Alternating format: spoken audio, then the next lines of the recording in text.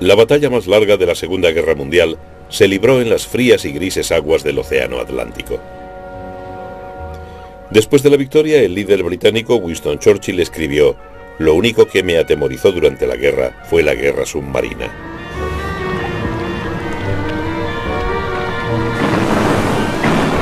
Los navíos de línea de la Royal Navy no eran ninguna garantía contra los estragos causados por los submarinos alemanes. La presa de los submarinos fueron los convoyes del Atlántico, frágiles líneas de suministro que transportaban alimentos y materias primas a Inglaterra. Si se cortaban, las industrias de guerra británicas se paralizarían y la población sufriría hambre. La guerra contra los submarinos fue más allá del fondo del mar. Hubo otra y más secreta guerra en los terrenos de esta mansión victoriana en las afueras de Londres. Sin los criptógrafos de Bletchley Park, los submarinos podían haber ganado la batalla del Atlántico y con ella la guerra en Europa. Las cifras de la supervivencia para Churchill y el pueblo británico eran muy estrechas.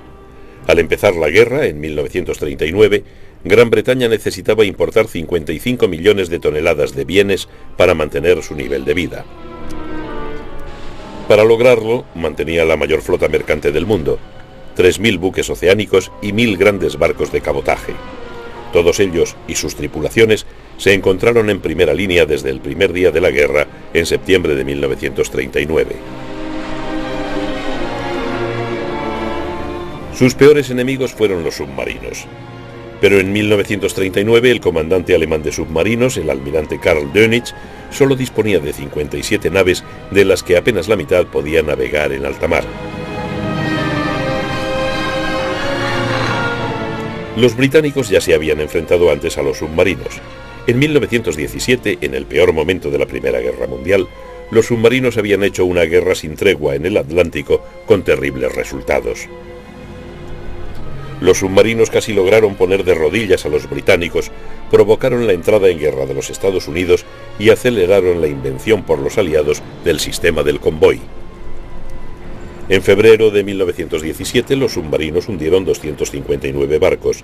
En ese mismo mes, el primer lord del almirantazgo, el almirante Jellicoe, advirtió que los alimentos y materias primas se acabarían en el mes de julio.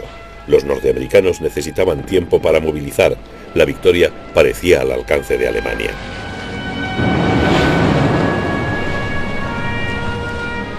Después de muchas y agudas controversias, se probó el sistema de convoyes en mayo de 1917.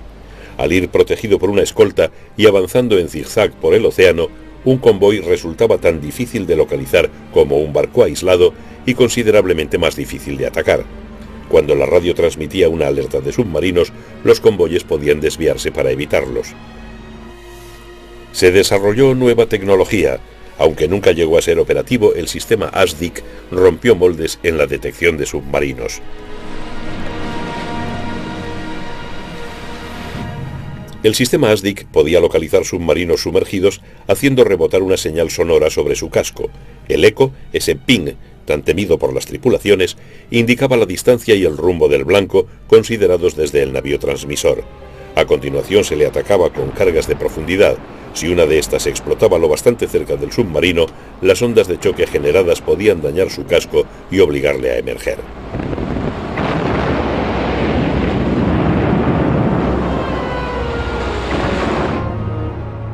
En 1939, la permanente actividad mundial de la Royal Navy garantizaba su superioridad sobre la Kriegsmarine.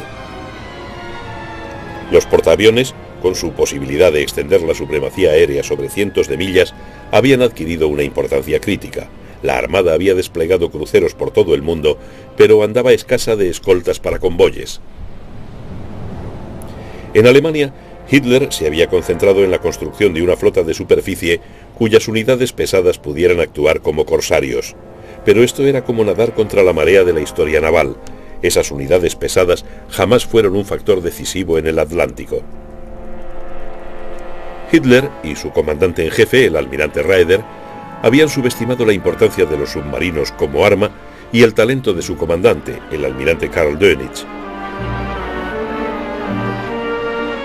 El interés de Hitler se concentraba en los navíos de línea, como el acorazado Bismarck, botado a principios de 1939 y puesto en servicio en agosto de 1940. Pero el almirante Dönitz era un defensor a ultranza de los submarinos.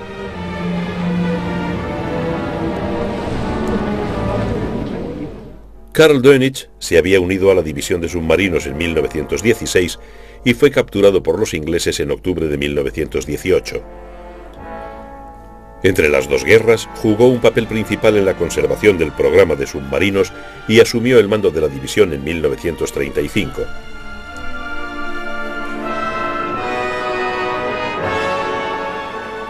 Dönitz era un nazi ferviente con fácil acceso a Hitler, pero no lograría alcanzar su objetivo previsto de 300 unidades hasta julio de 1942. Además, al principio de la guerra, los submarinos de Dönitz recibieron órdenes de no hundir mercantes desarmados sin previo aviso, lo cual no pudo evitar un fatídico incidente ocurrido en la tarde del 3 de septiembre, el día en que Gran Bretaña entró en guerra con Alemania.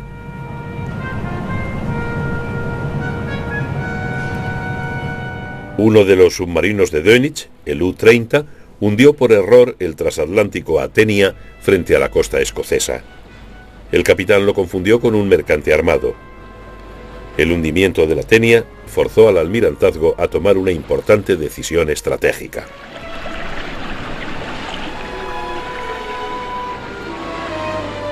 Convencido de que los alemanes habían adoptado una política de guerra submarina total, que no se llevó a efecto hasta agosto de 1940, el almirantazgo organizó inmediatamente convoyes transoceánicos para barcos de entre 9 y 15 nudos de velocidad. Los más lentos tendrían que arriesgarse a solas hasta la creación un año después de los convoyes lentos.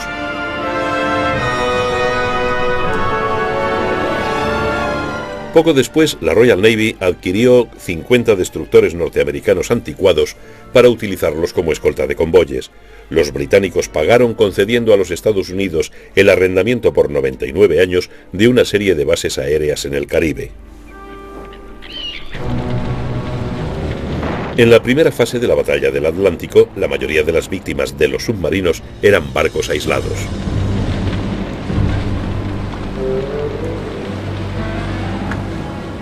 Los submarinos también lograron éxitos notables contra los buques de guerra británicos. Hundieron el acorazado Royal Oak en Scapa Flow y el portaaviones Courageous durante una patrulla antisubmarinos.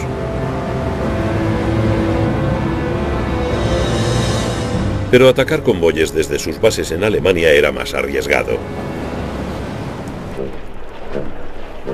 La situación cambió radicalmente tras la caída de Francia en junio de 1940.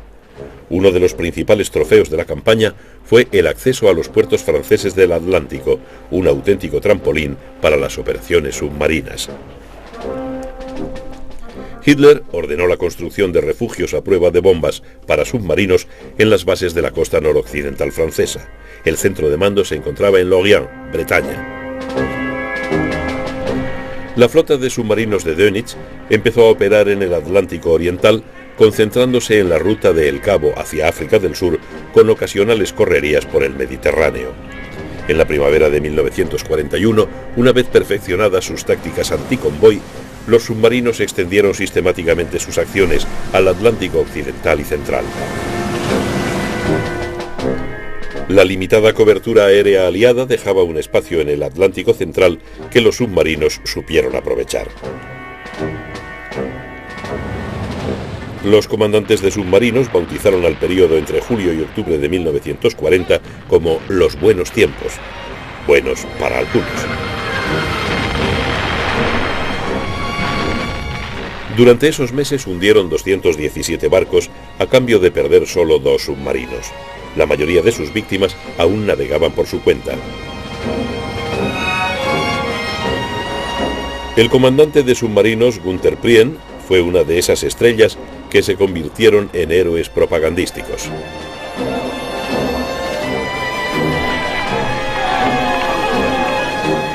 Los comandantes y tripulaciones de Dönitz obtenían buenas ganancias durante los buenos tiempos, y las medallas conseguidas reflejaban su éxito.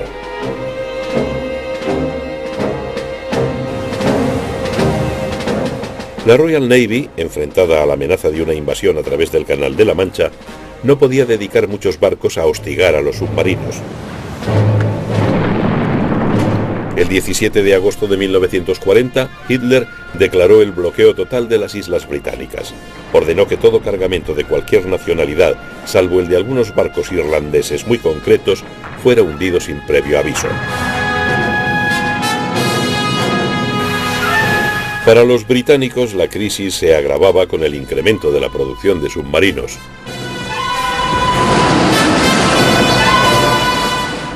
Y con la aplicación de la táctica de las jaurías. Dönitz se daba perfecta cuenta de la desigualdad matemática con la que se enfrentaban los submarinos. Dado que la velocidad de un submarino sumergido era a menudo inferior a la de un mercante, si el capitán situaba erróneamente a su submarino al atacar un convoy, tendría que esperar mucho tiempo antes de que llegara otro, e incluso entonces no tendría ninguna seguridad de estar bien situado respecto del nuevo blanco.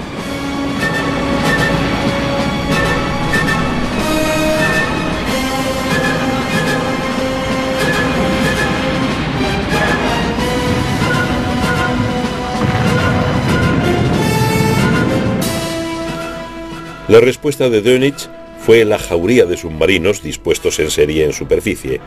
La jauría podía avistar la llegada de un convoy en una amplia extensión de océano y concentrarse contra el blanco dirigida por radio desde la costa. En una batalla contra una jauría, los buques escolta quedaban en inferioridad numérica y el convoy indefenso.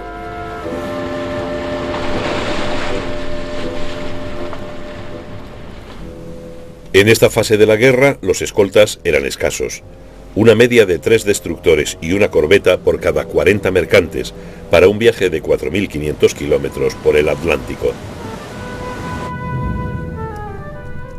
El mecanismo sónico de detección de submarinos sumergidos, ASDIC, no llegaba más allá de los 1000 metros y solo proporcionaba el radio de acción y el rumbo, pero no la profundidad. La lectura de profundidades no se logró hasta 1944.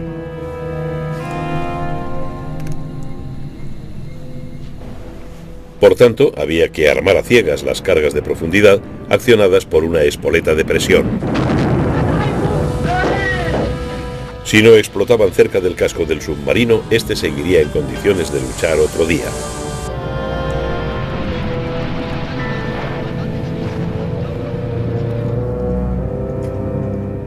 A poca distancia, los submarinos podían seguir los movimientos de sus perseguidores mediante hidrófonos.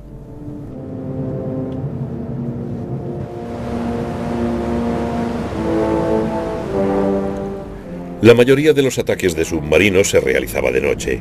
El radar podía haber sido útil contra ellos, pero era un instrumento demasiado primitivo todavía para ser eficaz contra un enjambre de submarinos a cubierto de la oscuridad.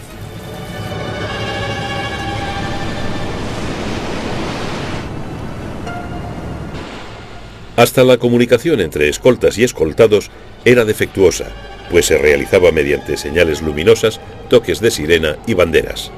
El radioteléfono no se implantó en los buques de escolta hasta finales de 1940. La amenaza de los submarinos aumentaba.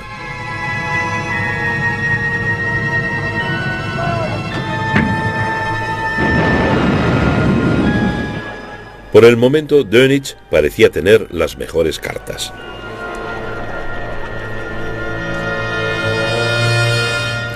Pero incluso durante el mayor peligro de invasión, en las peores horas de julio de 1940, la Royal Navy empezaba a devolver los golpes. Los comandantes de escolta aprendían su oficio en Tobermory, en la isla escocesa de Mull, cuartel general de la base de entrenamiento HMS Western Isle, bajo la atenta mirada del exigente Comodoro Gilbert o Stevenson. Stevenson, también llamado el terror de Tobermory, inculcaba en sus cursillistas una nueva disciplina que salvaría muchos cargamentos y muchas vidas.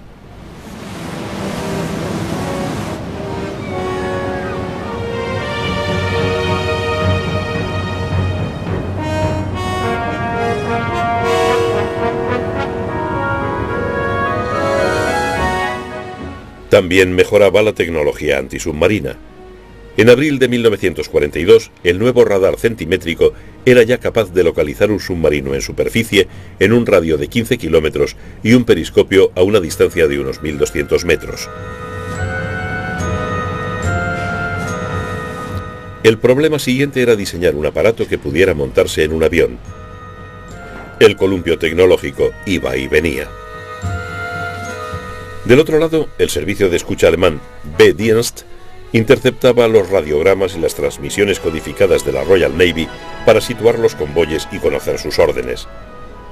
El B-Dienst descodificaba hasta 2000 transmisiones británicas por semana.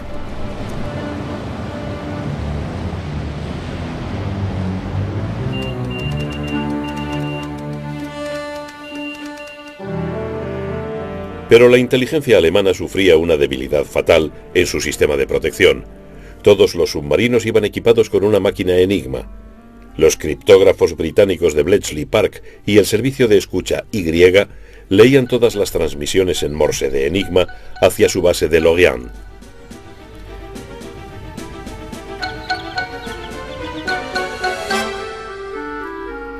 Los alemanes creían que Enigma era indescifrable. Los rigurosos procedimientos de codificación de la Kriegsmarine hacían muy difícil la descodificación. La máquina Enigma era semejante a una máquina de escribir, con la peculiaridad de que la letra marcada era reemplazada por otra cualquiera en una asombrosa combinación de 150 millones de millones de millones.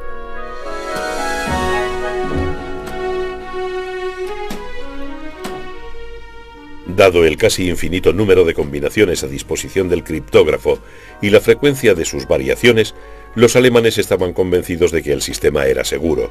De hecho, Bletchley Park no descodificó los mensajes navales de Enigma hasta junio de 1941. El 9 de mayo de 1941, el submarino U-110, mandado por el afamado Julius Lemp, se vio obligado a emerger cuando atacaba al convoy OB-318. El capitán de escolta Joe Baker Creswell, del destructor Bulldog, decidió embestir al submarino, pero luego, ante la sorpresa de sus subordinados, ordenó abordarlo. Los tripulantes alemanes que habían abandonado la nave fueron recogidos por el Bulldog, pero Lemp, comprendiendo lo que pretendían los ingleses, nadó hacia su submarino. Los disparos de una Lewis se lo impidieron y no se le volvió a ver.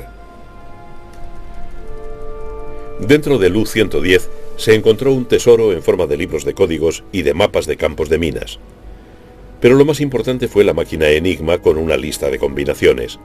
Fue uno de los éxitos más importantes de la inteligencia naval durante la guerra.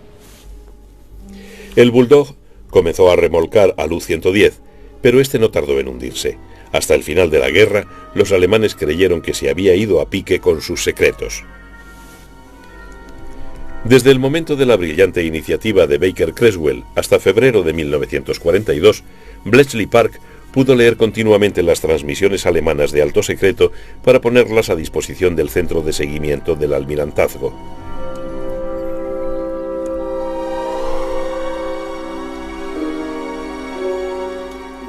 Luego, la inclusión de un cuarto cilindro en la máquina devolvió a los criptógrafos británicos a la casilla de salida.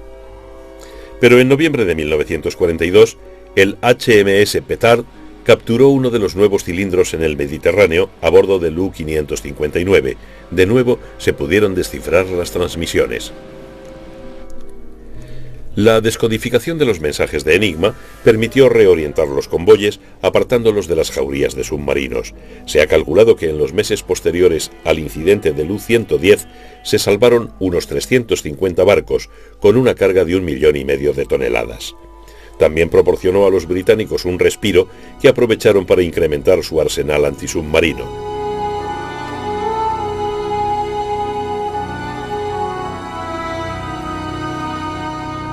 La búsqueda direccional de alta frecuencia, popularmente HAFDAF, permitió a los escoltas detectar y localizar a los submarinos que perseguían a los convoyes a partir de las transmisiones que enviaban a su base. Los convoyes podían entonces cambiar de rumbo y, si estos estaban disponibles, llamar a los cazas.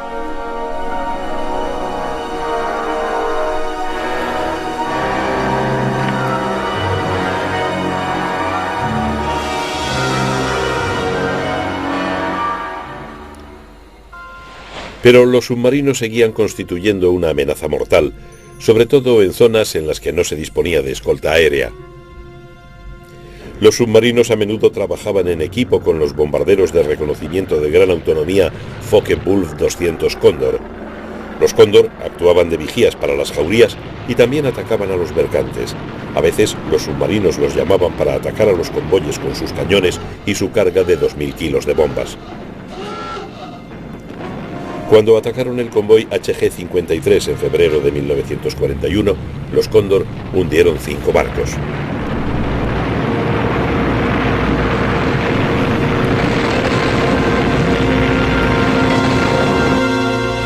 Una posibilidad de proporcionar cobertura aérea a los convoyes era montar una catapulta de aeronaves en un mercante, transformándolo en un buque CAM. Estos buques transportaban un cazahawker Hurricane que podía ser lanzado desde cubierta mediante la catapulta. Tras cumplir la misión, el piloto debía amerizar cerca del CAM o saltar en paracaídas. También se utilizaron transportes de escolta. El primero en entrar en servicio en junio de 1941 fue el Audacity, reconvertido irónicamente a partir del casco de un transatlántico alemán. Más tarde, los Estados Unidos produjeron masivamente transportes de escolta, no solo como piedra angular de una fuerza de choque autoprotegida de defensa de convoyes, sino para luchar directamente contra los submarinos. El mismo Audacity tuvo tanto éxito que Dönitz ofreció una recompensa por su destrucción. A finales de diciembre de 1941 se desarrolló una furiosa batalla entre el convoy HG-76 y una gran jauría de submarinos. Ambas partes sufrieron numerosas bajas. Una de las víctimas fue el U-567, capitaneado por el comandante estelar de Dönitz, Engelbert Endras. Otra fue el Audacity, hundido por 4 torpedos disparados por el U-751. La batalla continuó hasta que el convoy alcanzó la zona de cobertura aérea.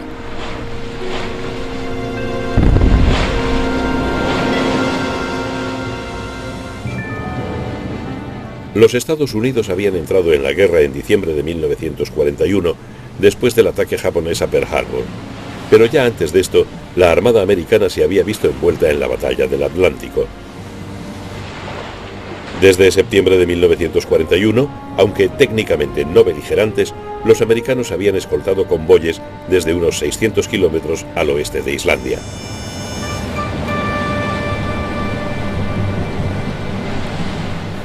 Pero ahora que eran por fin combatientes, los submarinos disfrutaron de unos nuevos buenos tiempos al asaltar mercantes sin escolta en la costa este de Estados Unidos. Desde enero de 1942, una docena de submarinos recorría permanentemente esas aguas y las del Golfo de México. Conseguían buenos botines, moviéndose hacia el sur en febrero, hacia donde las brillantes luces de Miami aún atraían a los turistas. La autonomía y resistencia de los submarinos se incrementó gracias a las vacas lecheras, submarinos que podían transportar 450 toneladas de combustible, además de las 206 que necesitaban para sí mismos. El primero en entrar en servicio fue el submarino cisterna U-459, que suministraba a submarinos al norte de las Bermudas. En agosto de 1942, 5 de ellos eran operativos.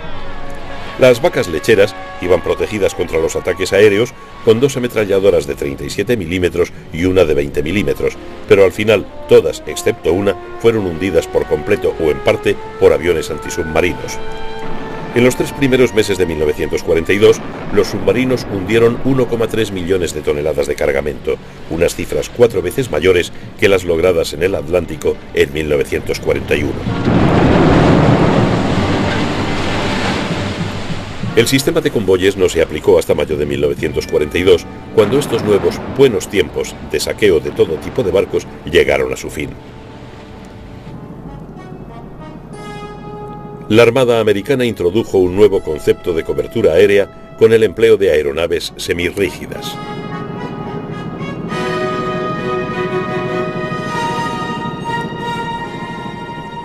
Los dirigibles resultaron ser un arma muy eficaz en la guerra contra los submarinos.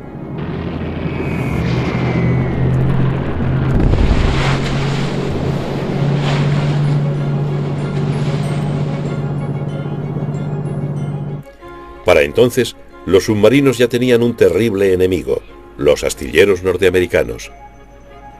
Dos conceptos tuvieron una importancia vital: el buque cisterna estandarizado, el T-10, y un carguero, el Liberty Ship.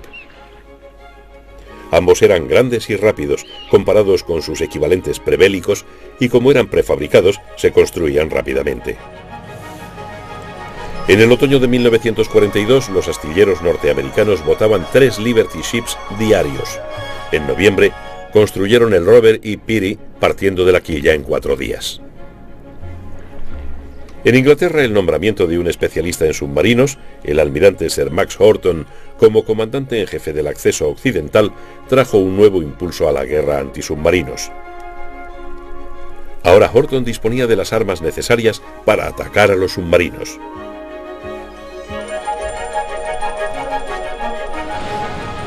A mediados de 1942 la batalla del Atlántico se mantenía igualada.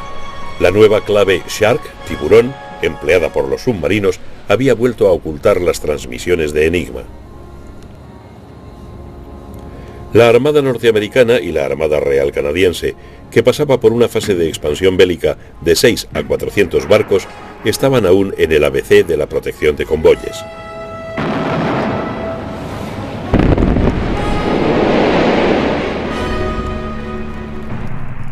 En Inglaterra, el mando de costa de la RAF estaba empeñado en una dura lucha con el mando de bombarderos para conseguir unidades de gran autonomía.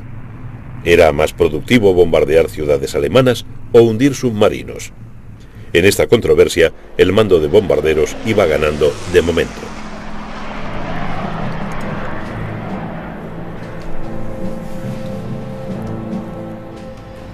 Ahora, por primera vez, Dönitz disponía de los 300 submarinos que necesitaba para cortar ese cordón umbilical atlántico de Inglaterra.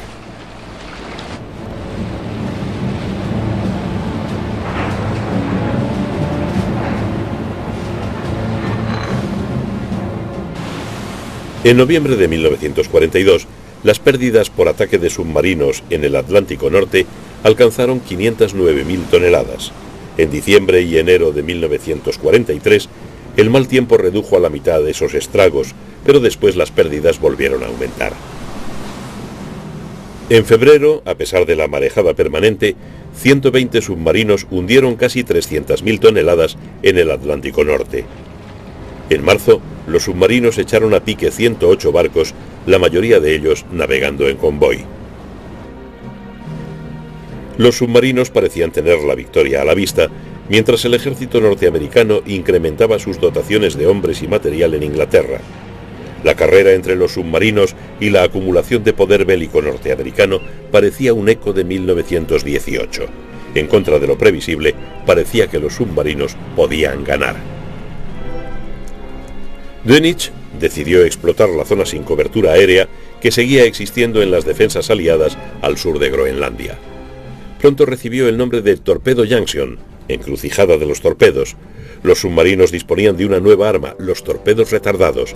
Se disparaban a larga distancia y flotaban por entre las líneas de barcos con buenas posibilidades de alcanzar a uno de ellos. En marzo, 2 convoyes en dirección este desde Norteamérica libraron una rabiosa batalla durante la cual 40 submarinos hundieron 22 mercantes de una flota de 90 y uno de sus 20 escoltas. Churchill y su gabinete de guerra observaban con ansiedad las cifras y estadísticas que reflejaban los altibajos de la batalla del Atlántico.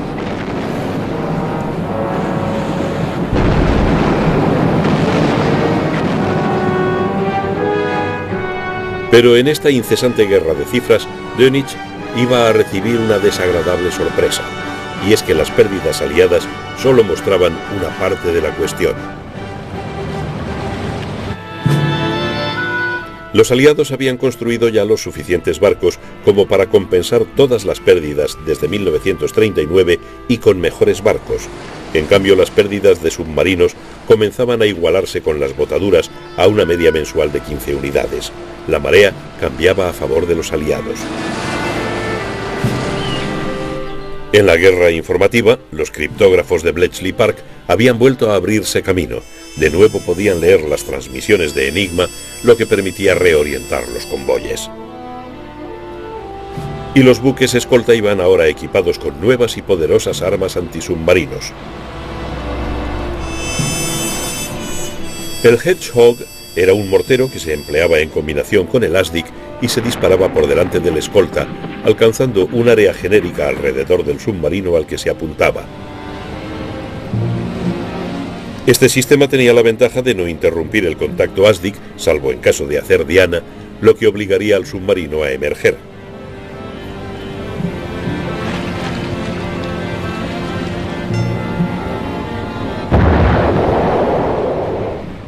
Grupos de apoyo dirigidos por transportes de escolta empezaron a buscar y a destruir a los submarinos hostigadores. Los convoyes se convirtieron en el cebo para atraer a las jaurías a un enfrentamiento frontal con los grupos de apoyo. En esta ocasión fueron los submarinos los que se encontraron en inferioridad numérica. Incluso los endebles Fate y Swordfish alcanzaron a un buen número de ellos.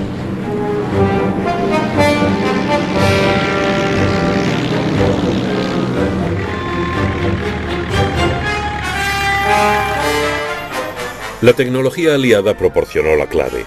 El radar centimétrico, con su mayor alcance y resistencia a las interferencias, podía adaptarse a un aparato antisubmarino como el Shore Sunderland, denominado por los alemanes puercoespín volador.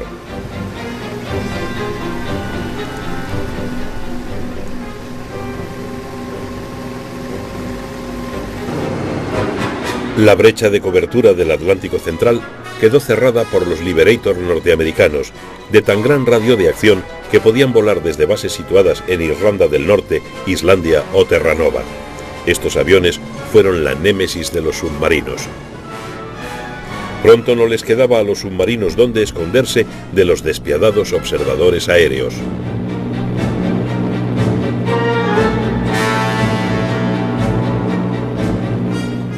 El magnetómetro de cámara era la clave del radar centimétrico.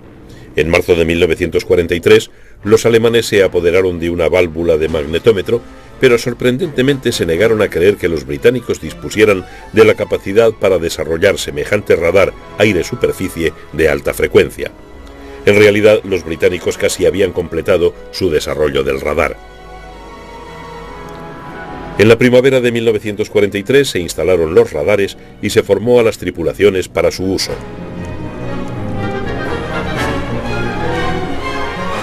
Las pérdidas de submarinos empezaron a aumentar.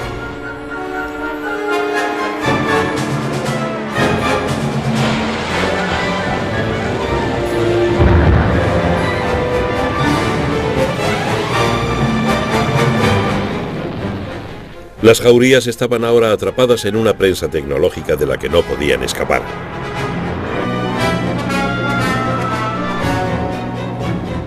El poder aéreo conseguido por el mando de costa tras la ofensiva de bombarderos hacía estragos. En mayo las pérdidas de submarinos llegaron a 43, más del doble que los de repuesto que esperaban en Alemania.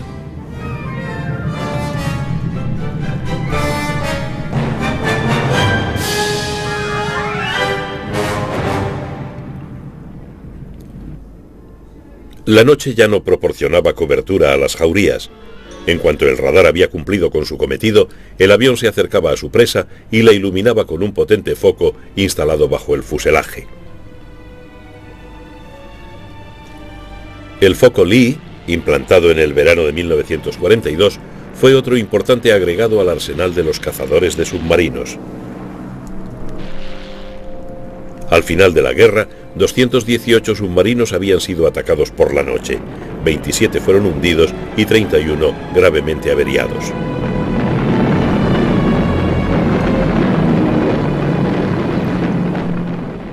Los portaaviones de escolta iban ahora armados con minas Mk-24. En realidad, la Mk-24 era un torpedo que se dirigía siguiendo el ruido de las hélices del submarino. Su primer éxito llegó en abril de 1943. Un aparato del portaaviones USS Santee obligó a un submarino a sumergirse mientras otra unidad lanzaba el torpedo en las revueltas aguas.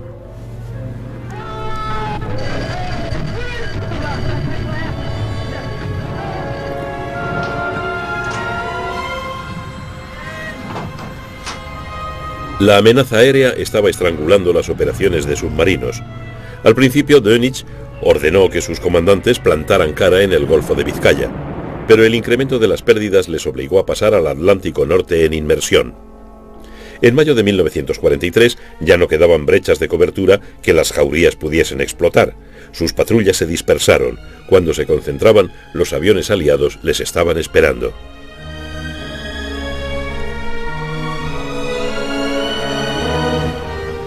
No solo eran los alemanes incapaces de detectar o interferir el radar centimétrico, sino que se obstinaban en creer que la causa de esta crisis progresiva era una combinación de inseguridad en las transmisiones con un aparato de detección por infrarrojos totalmente imaginario. Los alemanes tenían interés en semejante aparato, pero no los británicos. En mayo de 1943, Dönitz perdió 43 submarinos, un ritmo que sobrepasaba con creces la capacidad de reposición de los arsenales alemanes. A principios de mayo, no menos de 42 submarinos atacaron al convoy ONS-5. Hundieron una docena de mercantes, pero perdieron 6 naves y otras 12 fueron gravemente dañadas.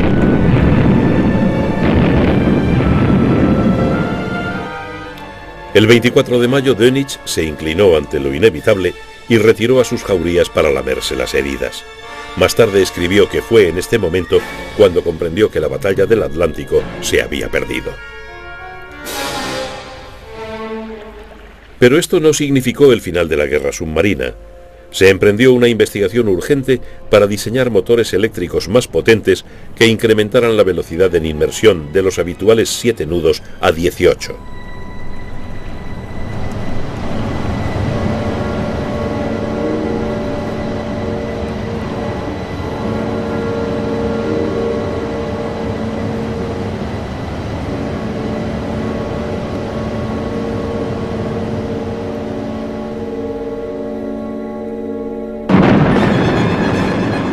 Mientras tanto, los alemanes se esforzaban por restañar las pérdidas que ocurrían sobre todo en superficie.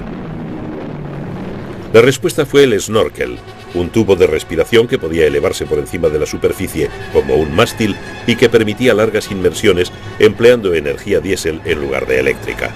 La desventaja del snorkel era que, al igual que el periscopio, dejaba un rastro de espuma y una señal de radar. La réplica aliada fue el Squid, calamar, un sistema de morteros de 3 tambores conectado a un sonar avanzado que le proporcionaba la profundidad exacta del blanco. Esto permitía armar las cargas con exactitud para que detonasen a la misma profundidad que el blanco.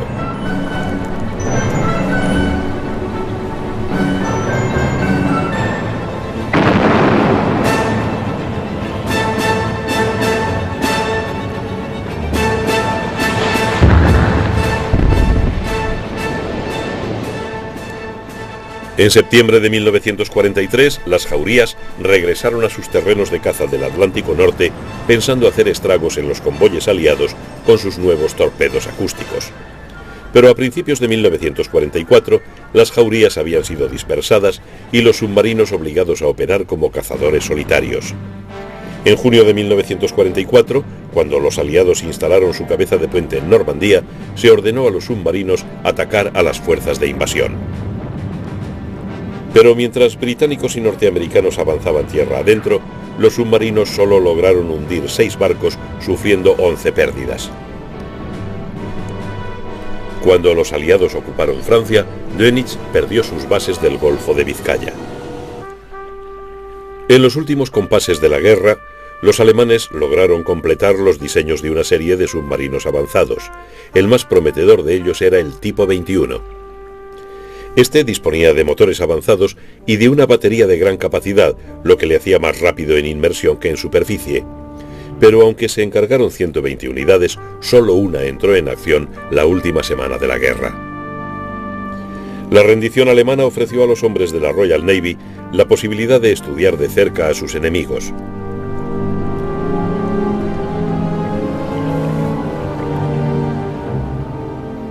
Eran los supervivientes de la campaña más costosa de la Segunda Guerra Mundial. De los 830 submarinos de la Kriegsmarine, se habían perdido 696, casi todos en el Atlántico.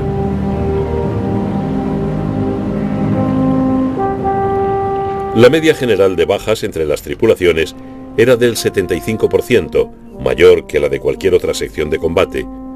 Los submarinos reivindicaron el hundimiento de casi 2.500 mercantes, pero habían perdido la batalla del Atlántico. Estas cifras sobrepasaban con mucho a las de la guerra en el Mediterráneo, aunque aquí también se había dado una lucha a vida o muerte por la hegemonía.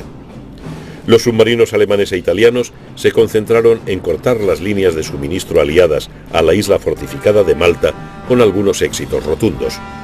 En noviembre de 1941, el U-81 torpedeó y hundió el portaaviones Ar-Royal. En menos de una semana, otro submarino reivindicó el hundimiento del acorazado Barham.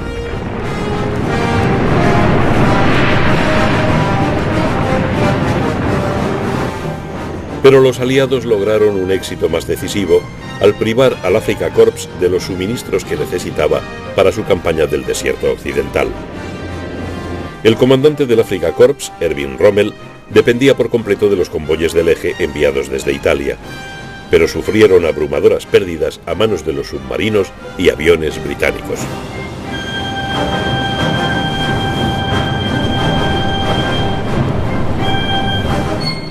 La guerra de suministros del Mediterráneo se ganó gracias a los criptógrafos de Bletchley Park. Lo que ayudó a cambiar las tornas fue una vez más el desentrañamiento del código de Enigma. En esta ocasión fueron las transmisiones Enigma de la Luftwaffe, notables por su descuido, lo que ayudó a los aliados. Las obligaciones de escolta de la Luftwaffe indicaron a los aliados las fechas y rutas de los convoyes. Submarinos y aviones se lanzaban entonces contra ellos. La práctica habitual con Enigma consistía en inventar una historia de cobertura para ocultar esta fuente de información vital.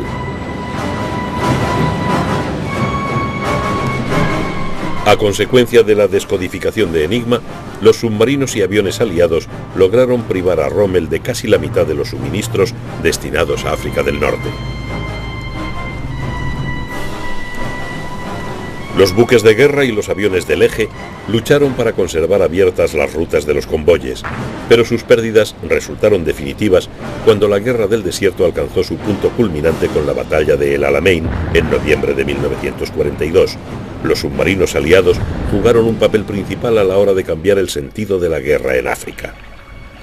También en las enormes extensiones del Pacífico iban a tener los submarinos un papel decisivo. Japón no disponía de recursos naturales propios y dependía por completo de su enorme flota mercante para recibir alimentos y materias primas. Japón entró en guerra para asegurarse estos recursos y lo hizo atacando la flota norteamericana del Pacífico en Pearl Harbor. 6 meses después del ataque del 7 de diciembre de 1941, los japoneses habían creado un gigantesco imperio en el lejano Oriente y el Pacífico. A principios de la guerra, ambas armadas disponían de flotas de submarinos mayores que la de la Kriegsmarine.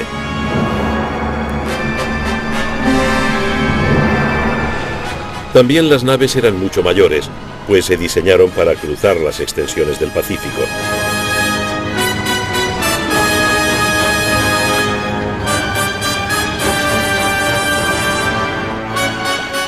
Pero las ideas japonesas sobre su uso diferían radicalmente de las de su enemigo o de las de la Kriegsmarine.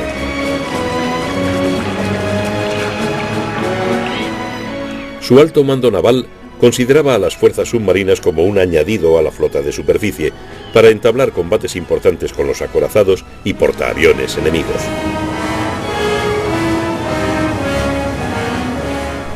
Dado que grandes extensiones del Pacífico y la mayor parte del tráfico mercante se encontraban ahora dentro de su perímetro defensivo, los japoneses no pensaron utilizar sus submarinos como corsarios, como había hecho Dönitz en el Atlántico, con efectos tan devastadores.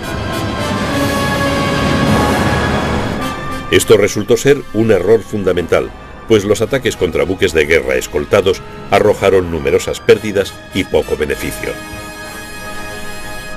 Este podía haber sido mayor con mucho menos coste de haber atacado los convoyes aliados de transporte de tropas. Después de 1943, sin embargo, el principal papel de los submarinos japoneses fue el de transportar suministros a guarniciones aisladas en el Pacífico. La Armada norteamericana, por el contrario, desde el mismo momento de la declaración de guerra, inició una política de guerra total contra el tráfico mercante que sustentaba al imperio japonés.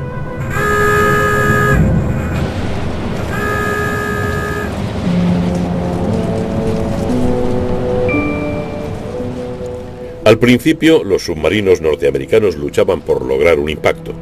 Tenían que actuar a ciegas, sin las ventajas del radar. Además, sus torpedos tenían un serio defecto de fabricación, por lo que 1 de cada 3 no funcionaba correctamente. Eran días difíciles para los submarinos americanos. Las naves partían para largos viajes con víveres para 60 días. Los 80 hombres de sus tripulaciones vivían en condiciones penosas. Pero al igual que los británicos, los norteamericanos disfrutaban de una ventaja inestimable, el equivalente naval de Bletchley Park, la estación Haipo en Hawái. Allí es donde los criptógrafos norteamericanos descifraron el código naval japonés JN-25. Este éxito garantizó la victoria de Midway en junio de 1942, punto de inflexión de la guerra. El JN-25 no fue el único código enemigo descifrado por norteamericanos y británicos. También habían logrado acceder a los códigos mercantes Maru.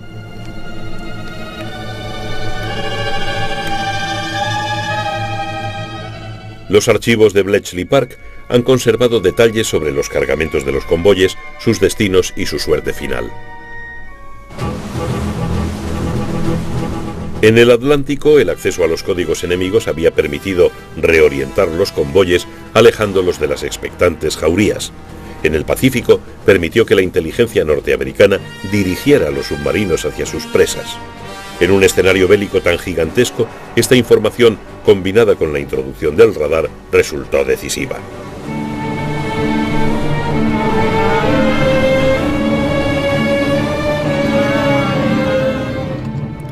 A menudo los convoyes japoneses navegaban en grupos pequeños, escoltados por un puñado de destructores obsoletos. Para los submarinos norteamericanos, guiados por los criptógrafos y los radares de a bordo, acabar con ellos era coser y cantar. En los primeros 6 meses de 1944, los ataques de submarinos y de aviones redujeron en un 75% el suministro japonés de petróleo. A lo largo de toda la guerra en el Pacífico, los norteamericanos hundieron 5 millones de toneladas de cargamento.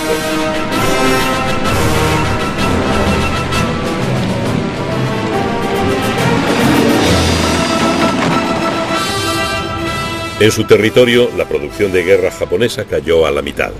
Los submarinos norteamericanos tuvieron tal éxito estrangulando los abastecimientos japoneses que mucho antes del final de la guerra hubo que recortar drásticamente el programa de construcción de submarinos. A finales de 1944, los restos de la flota mercante japonesa se arrimaban a la costa buscando aguas poco profundas para evitar los ataques de los submarinos.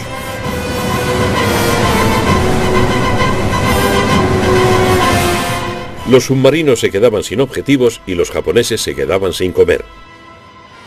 Cuando quedó cerrado el grifo del petróleo, el transporte y la calefacción desaparecieron. La industria japonesa se detuvo. A finales de la guerra, las víctimas de los submarinos incluían submarinos alemanes que navegaban por el Pacífico hacia Japón. A menudo las transmisiones de Enigma describían sus cargamentos.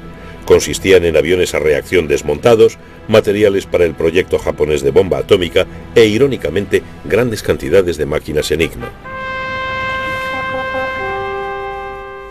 Cuando la guerra llegó a su fin en agosto de 1945, Japón disponía aún de 5 millones de soldados y 11.000 aviones en el terreno de operaciones, pero no podían moverse sin los alimentos o el combustible que los submarinos norteamericanos les negaban.